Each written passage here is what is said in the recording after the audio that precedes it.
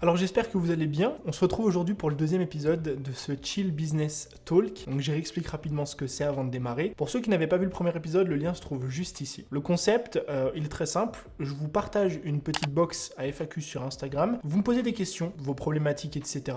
Un peu tout domaine confondu. Ça peut être business en ligne, réseaux sociaux, Instagram, fiscalité, productivité, peu importe. Vous verrez qu'il y a pas mal aussi de développement personnel. Et moi, je vous donne un petit peu mes conseils, mon retour d'expérience, mon ressenti, tout ce qui peut finalement vous aider. À chaque fois, ces épisodes, enfin le premier en tout cas, parce que j'en ai fait qu'un pour l'instant, sont assez longs. Le premier a duré 1 heure. Donc n'hésitez pas à regarder ça quand vous avez le temps, à prendre un petit café, à écouter juste en audio si vous voulez faire autre chose en même temps, parce qu'il ne va pas se passer grand chose à la caméra. Donc on est parti. Première question d'Albin. Comment est-ce que j'organise mes journées, méthodes, tips, etc. Donc on est un petit peu sur la tranche productivité. Mon organisation au fil des années, déjà, il faut commencer par là. C'est un point important. Mon organisation, au fil des années, a pas mal évolué. On pense souvent que la productivité, c'est un concept universel. C'est-à-dire que pour être productif, voilà la journée qu'il faut avoir, voilà la façon dont il faut s'organiser, voilà comment est-ce qu'il faut travailler. La réalité, c'est que la productivité, l'organisation, etc., c'est absolument pas un concept universel, c'est propre à chacun. Certaines personnes de nature vont être plus productives le matin, d'autres vont être plus productives le soir, d'autres vont être plus productives l'après-midi. Et à ça, on ajoute un autre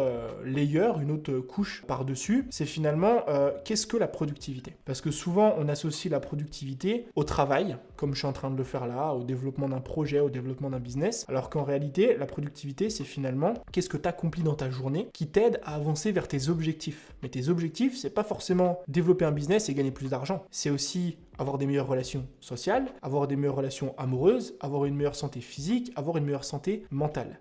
Et ce que je reproche beaucoup finalement aux personnes qui parlent de productivité ou qui s'y intéressent, c'est qu'elles voient la productivité uniquement via le spectre du travail et de l'argent, alors que c'est pas du tout le cas. Donc, parenthèse terminée, comment est-ce qu'aujourd'hui j'organise mes journées? C'est extrêmement simple. Grossièrement, j'ai 2 blocs. Un bloc routine matinale, qui a pour but vraiment de soutenir justement la vie que j'ai envie d'avoir. Dans ce bloc de routine matinale qui dure en moyenne 3 à 4 heures le matin, je n'ai quasiment pas de travail. Et c'est ça qui est intéressant. Donc je me lève le matin, je vais marcher directement dehors, je prends un café et je marche, je ne déjeune pas ni rien. Je ne vais pas sur l'ordi, je ne check pas mon téléphone au moins avant 11 heures, voire midi, point très important. En sortant dehors pour marcher à peu près 30, 35, 40 minutes, ça dépend, s'il fait beau, s'il pleut, etc. J'écoute toujours un podcast ou un livre audio. Ça me permet tous les jours d'apprendre. Comme ça, je combine 2 tâches en même temps, je suis productif. Donc voilà la productivité hors travail. Une fois que je rentre, je déjeune et je fais un petit peu de journaling. Alors ce que j'entends par journaling, c'est que je prends un stylo, un carnet et je note tout ce qui me passe par la tête. Le but de cet exercice, c'est pas de noter ce que je dois faire aujourd'hui, de noter je sais pas, des choses, de travailler sur un sujet précis, non. C'est juste de me dire, qu'est-ce qui rentre dans ma tête, que je sors directement sur le papier, comme ça je commence ma journée directement avec un esprit qui est libre et qui est tranquille. Une fois que ça c'est fait, il est aux alentours de 8h, 8h20, 8h30, je vais directement m'entraîner. Donc l'entraînement dure en général 1h30 à 2h, trajet, échauffement compris. Donc oui, je m'entraîne beaucoup chaque jour. Et une fois que je rentre, je fais mes petites affaires, donc je prends ma douche, je me prépare, etc. Je mange. Et mon premier bloc de journée est terminé. Donc dans toute cette routine matinale, j'ai quasiment pas travaillé, mis à part le petit moment où j'écris. Et ensuite, l'après-midi, vu que je suis bien avec moi-même, je me suis entraîné, je me suis formé, j'ai pris du temps un petit peu pour marcher en extérieur, pour m'aérer l'esprit, pour me vider la tête, etc.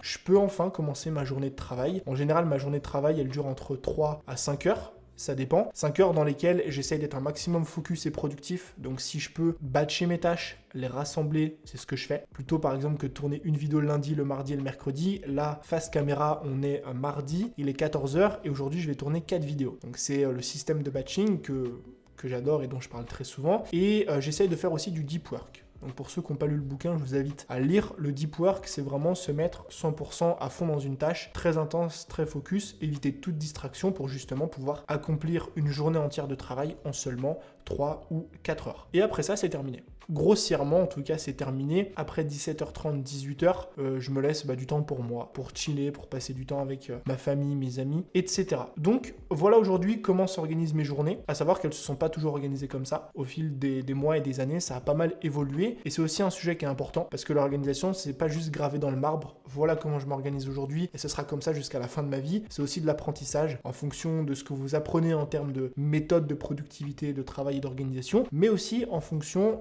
finalement de votre personnalité. Deuxième question de Karine. Bonjour, comment vaincre la peur de parler face caméra? C'est une question qui est très intéressante, à laquelle je vais apporter une réponse qui est très simple et difficile à entendre pour la plupart des gens. C'est tout simplement de pratiquer. J'aimerais vraiment te donner une recette magique en mode suis ces 3 étapes et tu pourras devenir très confiante face à la caméra et même devenir une oratrice hors pair. C'est faux. La réalité, c'est que l'aisance face à la caméra, c'est vraiment l'une des rares compétences qui se construit dans la durée, qui se construit surtout et surtout dans la pratique, beaucoup plus que dans la théorie. Donc ce que moi je t'invite à faire, c'est quoi? C'est finalement d'utiliser une méthode que moi j'appelle la zone du milieu. En fait, c'est la zone de confort remaniée un petit peu. Pour ça, il faut que tu visualises ta zone de confort. Ok? Donc toi, tu es entouré par un cercle qui est ta zone de confort. Le but, c'est quoi? Le but, c'est que tu sortes de ce cercle, donc de cette zone de confort, pour justement vaincre ta peur de parler face caméra. Le problème de la plupart des gens qui justement tentent de sortir de cette zone de confort pour parler face à la caméra, c'est qu'ils en sortent, mais ils vont beaucoup trop loin. C'est-à-dire que tu as ton cercle, et plutôt que de sortir légèrement du cercle, ils le dépassent. Et ce que j'entends par là, c'est quoi? C'est que ce sont des personnes la plupart du temps qui n'ont jamais fait de face caméra, n'ont jamais parlé face à la caméra, peut-être même parfois ne se sont jamais montrés sur internet et tentent du jour au lendemain de lancer une chaîne YouTube. Et en fait, tu te dis bien que le gap entre les deux situations, il est tel qui te tétanise, il est tel qui te fait peur et justement qui te bloque à passer à l'action. Et ce que moi j'appelle la zone du milieu, c'est trouver finalement le parfait équilibre entre je sors de ma zone de confort, mais je n'en sors pas trop, pas au point en tout cas d'être tétanisé. Et encore une fois, je reprends mon exemple, si tu n'as jamais parlé face à la caméra, jamais fait de story, tu t'es jamais montré même, plutôt que de te dire tiens, je vais lancer une chaîne YouTube, par exemple sur Instagram, je vais faire un live ou je vais faire une story qui dure 5 minutes, commence juste peut-être par faire un post Instagram de toi où tu te montres. Ou alors faire une story de toi face caméra où tu te montres. Mais quand je dis une story, c'est pas forcément filmé, c'est pas forcément vidéo, ça peut être une photo, ça peut être un boomerang. Finalement, commence par faire un tout petit pas, un léger pas, qui va te permettre justement de gagner en confiance et qui va pas te tétaniser parce que c'est pas non plus le truc ultime, c'est pas non plus la chose la plus complexe. Une fois que tu as fait ce petit pas, qu'est-ce qui va se passer? Tu vas commencer à être plus à l'aise et ce petit pas, crois-moi qu'il est simple à faire. Passer de je me suis jamais montré face à la caméra à je poste une petite story de moi, ça demande beaucoup moins d'efforts que je me suis jamais montré face à la caméra à je fais un live en direct sur Instagram. Donc une fois que tu as fait ce premier pas, ta zone de confort, elle va commencer à s'élargir un petit peu. Et c'est là justement que tu vas gagner confiance en toi et que tu vas pouvoir faire un second pas. Par exemple, le premier pas, c'était mettre une photo de toi en story face caméra ou un boomerang ou peu importe, devant un miroir, n'importe. Le deuxième petit pas, la deuxième sortie de zone de confort, ça peut être de faire une story où tu parles. Encore une fois, t'as pas besoin de faire une story de 12 minutes. Tu peux juste faire une story. Juste demander aux gens comment ils vont aujourd'hui. Encore une fois, t'élargis ton cercle et ainsi de suite. Donc c'est-à-dire qu'après, tu tentes 2 stories et 3 et 4 et 5, tu vas gagner en confiance. Peut-être qu'après, tu pourras publier une IGTV. Et peut-être qu'un jour, dans un mois ou 2, tu pourras faire un live. Ce que je veux vraiment que tu comprennes, c'est que la peur de parler face caméra, c'est pas quelque chose qu'on combat du jour au lendemain. C'est quelque chose qui prend du temps et c'est en faisant des petits pas tous les jours que tu vas vraiment gagner en confiance et que tu vas vraiment vaincre cette peur. Et moi, je préfère quelqu'un, je trouve ça beaucoup plus intelligent et beaucoup plus efficace, quelqu'un qui tous les jours fait un petit effort supplémentaire pour élargir sa zone de confort, plutôt qu'une personne qui justement n'a jamais rien fait, n'a jamais parlé face à la caméra, et du jour au lendemain va lancer une chaîne YouTube, parce que justement, elle va être tétanisée, donc elle va pas être à l'aise, elle va regarder le résultat, ça va pas lui plaire, elle va encore plus perdre confiance en elle. Donc fais ça tous les jours, répète au maximum et fais en sorte de faire un petit pas de plus à chaque fois. Troisième question d'Anthony, est-ce que tu as un livre à partager? Pour les personnes qui ont du mal à passer à l'action et à rester focus. Très rapide, je mets une fiche ici. J'ai partagé récemment une vidéo dans laquelle je vous parle de 6 bouquins que je vous recommande aujourd'hui, que j'ai lus et qui sont très intéressants. Et parmi ces 6 bouquins, il y en a plusieurs sur la productivité, dont un qui s'appelle Make Time, qui vous explique justement un petit peu tout ça. Comment organiser votre quotidien, comment définir des objectifs, passer à l'action et rester focus. Donc je vous invite à aller regarder tout ça. Question suivante de Clément, penses-tu que trop de formation peut nuire au passage à l'action? Clairement, oui. Je pense que les personnes qui sont dans une boulimie d'information, je l'ai été moi dans le passé, donc je vous rassure, qui sont dans une boulimie d'information, se tirent une balle dans le pied en ce qui concerne leurs résultats. Alors déjà, premièrement, d'où vient la boulimie d'information? D'où vient le fait qu'on soit perpétuellement en train de chercher à se former, à avoir le tout petit détail, etc. À mon sens, c'est de la procrastination cachée. Il existe de la procrastination visible, ok, ça c'est très simple. J'ai envie d'avancer sur mes projets, hop, j'ai la flemme, j'allume Netflix. Ça c'est ok pour tout le monde, on connaît tous. La productivité cachée, par contre, c'est peut-être même beaucoup plus dangereux, parce qu'on n'a pas conscience qu'elle est là. La productivité cachée, c'est par exemple, j'ai envie de développer mon compte Instagram, mais j'ai un peu la flemme aujourd'hui, par contre, non, je vais quand même pas aller sur Netflix, je vais regarder des vidéos YouTube sur le sujet d'Instagram. Donc, on a ce rapport en mode, oui, mais quand même, je regarde des vidéos YouTube sur le sujet qui est lié à mon projet. Mais le résultat est le même. C'est-à-dire que tu n'avances pas sur ton projet, malgré le fait que tu aies toutes les cartes en main. Et en fait, ce qu'il faut comprendre, c'est qu'une information sans action ne vaut absolument rien. Ça vaut zéro. Je peux vous donner aujourd'hui une méthode complète pour développer votre compte, développer votre business, perdre du poids, réussir votre dessin, devenir peintre, devenir graphiste, ce que vous voulez. À partir du moment où vous ne mettez pas en place ces actions, ces informations, que vous ne les transformez pas finalement en des choses qui sont réelles et qui sont concrètes, bah vous avancez jamais. C'est aussi simple que ça. Donc oui, formez-vous. Ça va vous permettre de gagner énormément de temps, parfois énormément d'argent selon les domaines, mais ne tombez pas dans le piège de vouloir toujours en savoir plus, toujours maîtriser plus au détriment de l'action. Je ne dis pas qu'il faut arrêter de se former, je dis juste qu'il ne faut pas négliger le passage à l'action qui est tout aussi, voire parfois même beaucoup plus important que l'information. Question suivante de Mustapha, comment créer du contenu viral? Là, je vais prendre l'entièreté d'Internet, on va dire. À mon sens, tout se regroupe en fait dans un seul et unique mot, c'est le mot émotion. Si vous regardez n'importe quel contenu viral, c'est un post Instagram, un article qui a fait le buzz, une vidéo qui a cartonné, il y aura toujours derrière une émotion forte, qui a donné finalement envie aux gens, soit de cliquer, soit de partager. Ce qu'il faut comprendre, c'est que la viralité, ça a deux fonds. Soit c'est viral parce qu'on clique dessus, par exemple YouTube, clairement YouTube en général c'est viral parce qu'on clique dessus, donc ça génère des vues, la plateforme le met en avant, soit c'est viral parce qu'on partage l'information, d'accord ? Si je vous prends l'exemple de YouTube, en général, une vidéo YouTube qui est virale, c'est une vidéo YouTube souvent qui génère l'émotion de la curiosité, d'accord ? Ça sur YouTube c'est quelque chose qui est primordial. Si vous faites une vidéo qui attire et qui attise la curiosité du viewer, la personne va cliquer. C'est pour ça que les vidéos, par exemple, sur les challenges fonctionnent extrêmement bien. Je vis 7 jours comme, je travaille 7 jours comme, je mange pendant 24 heures comme telle personne. Parce qu'en fait, ça va créer ce sentiment de curiosité qui fait que la personne va se dire « Ah, à quoi ça ressemble de vivre 7 jours comme ?» ou alors de ne pas manger de sucre pendant 30 jours, etc. Donc c'est le sentiment de curiosité qui va donner envie à une personne de cliquer, d'accord ? Évidemment, il existe plein d'autres sentiments et d'émotions. Le sentiment de curiosité pour YouTube fonctionne extrêmement bien. En ce qui concerne Instagram, on est sur une logique de viralité un petit peu différente. On n'est pas vraiment sur un truc où les gens vont cliquer pour regarder, on est plus sur une logique de viralité de partage. En général, un post sur Instagram qui est viral, c'est un post qui a été partagé. On peut partager un post parce qu'il nous a procuré des émotions positives. J'ai aimé ce post, j'ai de la gratitude pour la personne qui l'a partagé parce qu'il m'a beaucoup aidé, ou alors parce qu'il m'a beaucoup fait rire. Si vous regardez en général, peut-être 50-60% des posts qui sont partagés en story sur Instagram, c'est des posts qui sont drôles, humoristiques, qui sont fun, qui génèrent ces émotions-là. Ou alors, dans l'autre sens, ça peut être une émotion négative. Ce post ou cette personne, par exemple, m'a procuré une émotion négative, j'aime pas trop ce qu'elle fait, je vais partager, mais dans ce cas-là, c'est plus tourné sur du bad buzz et je ne conseille pas ce genre de pratique. Donc, si aujourd'hui, tu as envie de créer du contenu viral, la première chose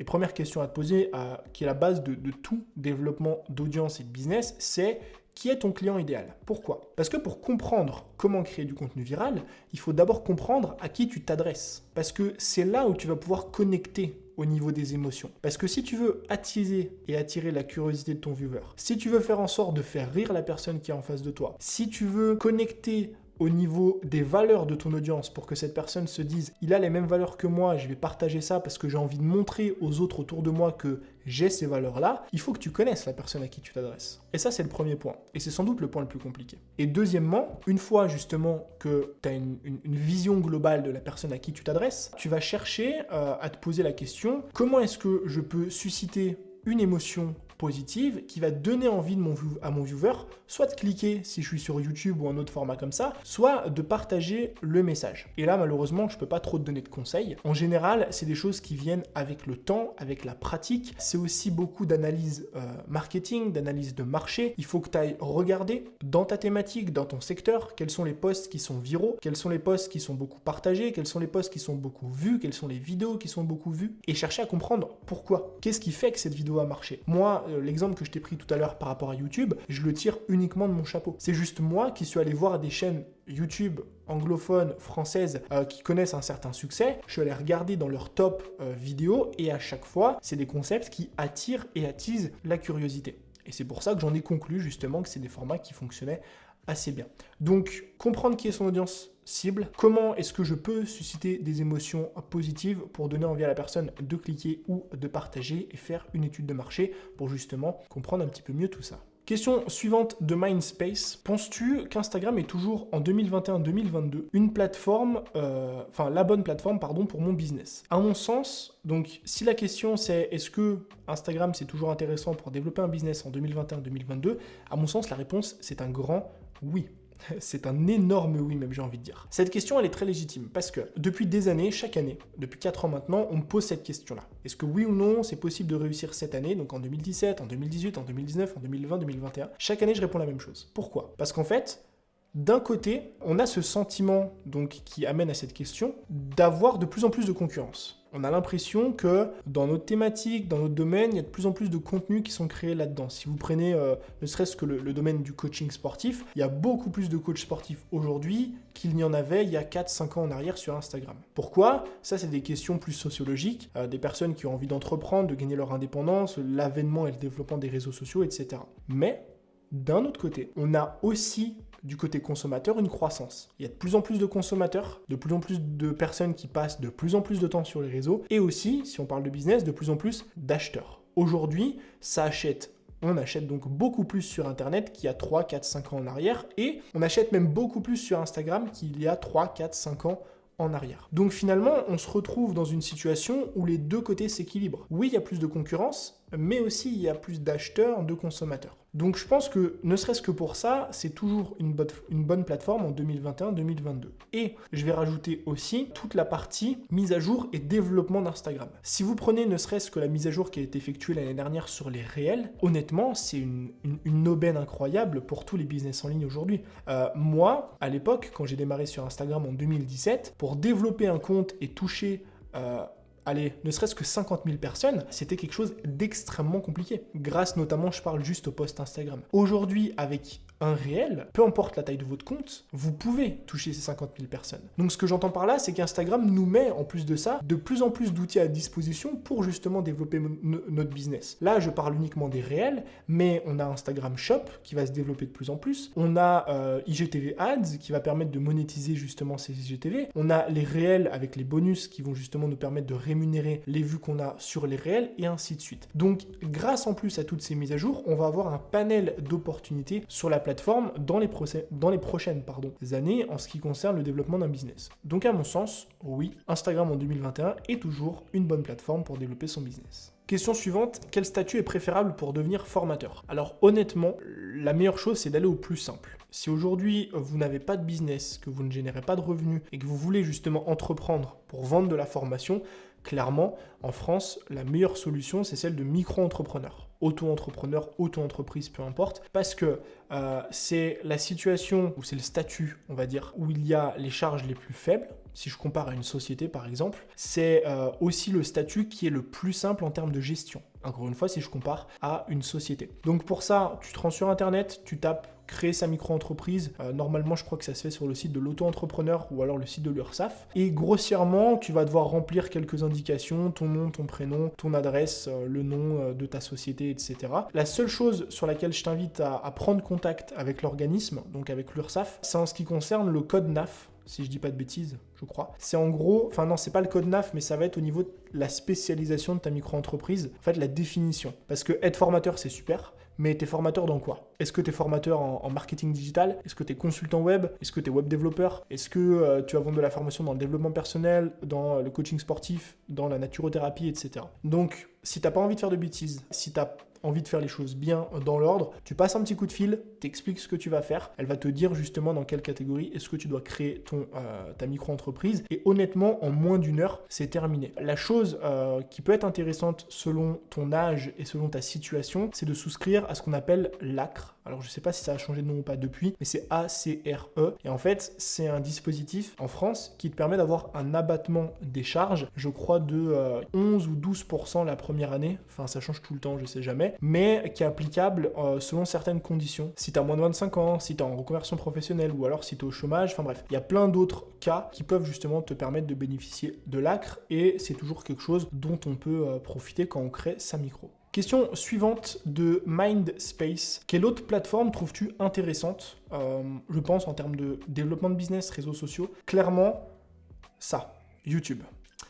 Pourquoi? Je suis un énorme fanat de YouTube, donc mon discours va être totalement biaisé. J'aime beaucoup la vidéo, je consomme beaucoup de contenu sur YouTube, mais YouTube, à mon sens, c'est une plateforme extrêmement intéressante parce que c'est un moteur de recherche. YouTube, Google, donc les articles de blog aussi, ce sont des moteurs de recherche. Et pour moi aujourd'hui, il y a trop peu de business qui utilisent le pouvoir des moteurs de recherche. Je prends l'exemple Instagram versus YouTube. Instagram, c'est un réseau social. Ça a l'avantage d'être très réactif, tu postes une publication, les gens réagissent tout de suite, tu peux interagir avec ta communauté, etc.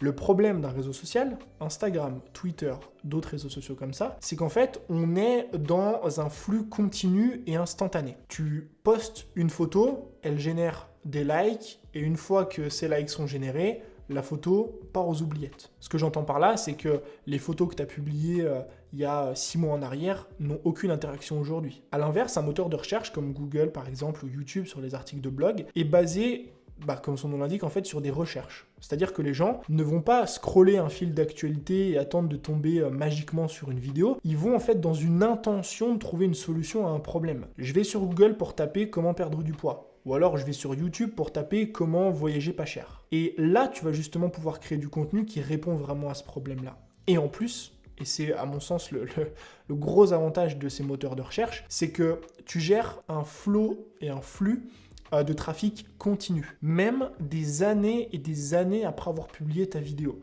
J'ai des vidéos que j'ai publiées il y a 3 ans en arrière, qui aujourd'hui génère entre, 1000 et 5000 vues par mois. Et c'est le cas pour énormément de vidéos YouTube. Pourquoi? Parce qu'à partir du moment où ta vidéo est toujours bien référencée, alors évidemment il y a des pratiques derrière à mettre en place, mais si ta vidéo est toujours bien référencée sur des mots-clés, même 3 ans après, les gens vont continuer à chercher comment perdre du poids. Et ce qui fait que le travail que tu fournis aujourd'hui pour tourner cette vidéo, dans 1 an il va payer, dans 2 ans il va payer, et dans 3 ans il va payer. Donc, est-ce que je trouve une plateforme plus intéressante que les réseaux sociaux? Oui, YouTube.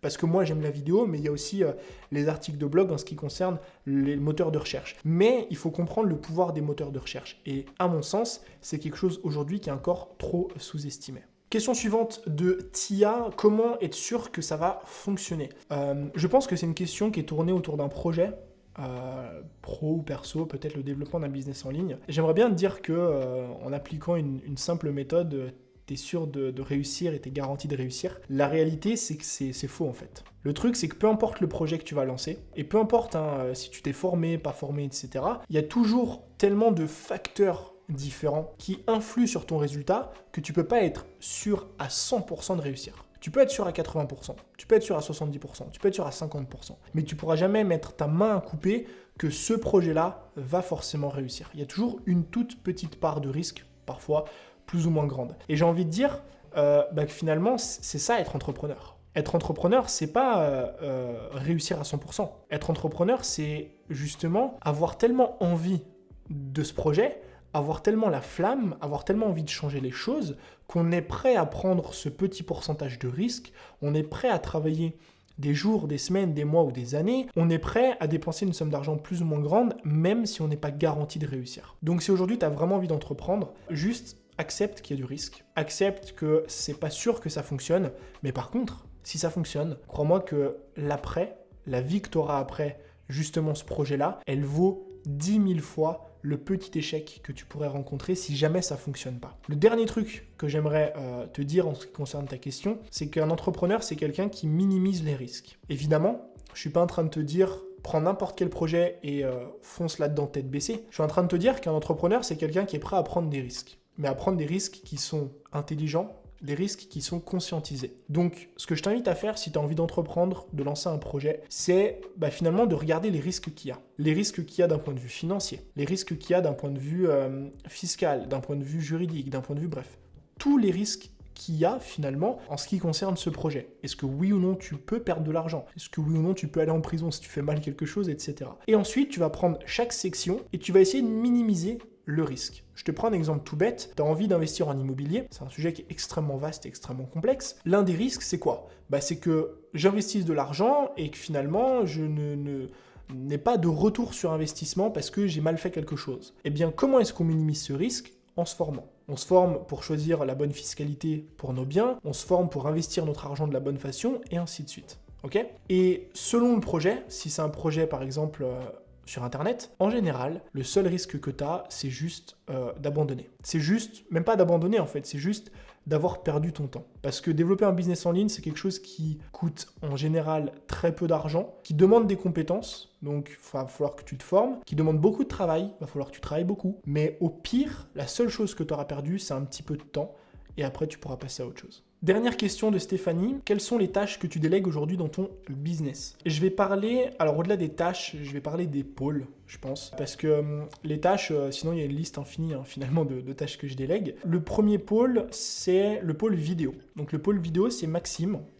qui est ma monteuse en fait à la base, qui gère ça aujourd'hui, donc on est en train de travailler sur tous les process. Donc concrètement, qu'est-ce qu'elle fait? Elle gère le montage de mes vidéos YouTube, celle que vous êtes en train de regarder là. Elle gère aussi l'aspect communautaire sur YouTube, et on travaille sur toute la partie vidéo de mon business. Donc ça va autant des miniatures que je peux mettre parfois sur mes vidéos, sur mes formations, que ça va aussi pour certains contenus que je vais publier sur Instagram, donc des contenus vidéo au format réel, ou alors sur TikTok. Le deuxième pôle que je délègue beaucoup aujourd'hui aussi, c'est le pôle gestion SAV, collaboration, que je délègue à Jessica. Ça va être tout ce qui va comprendre le retour client, le management des clients, la réponse aussi à vos commentaires quand il y a des questions sur la formation, les demandes de collaboration, etc. Elle gère aussi à côté toute ma partie stratégie de contenu sur Instagram. Parce qu'Instagram, c'est une plateforme que j'aime beaucoup, mais aujourd'hui, je me concentre beaucoup plus sur l'aspect réel et je délègue un petit peu plus l'aspect création de contenu classique. Et la dernière chose que je délègue aujourd'hui, c'est le graphisme, pour l'instant notamment de mes pages de vente. J'ai pas un graphiste à temps plein parce que j'en ai pas nécessairement besoin, mais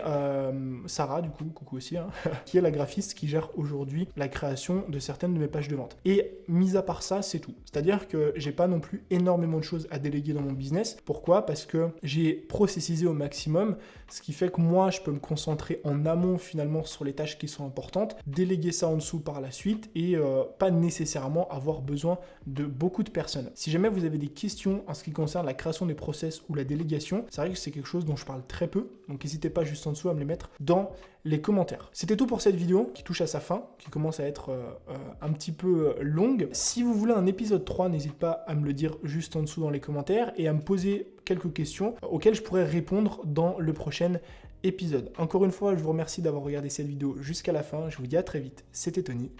Ciao.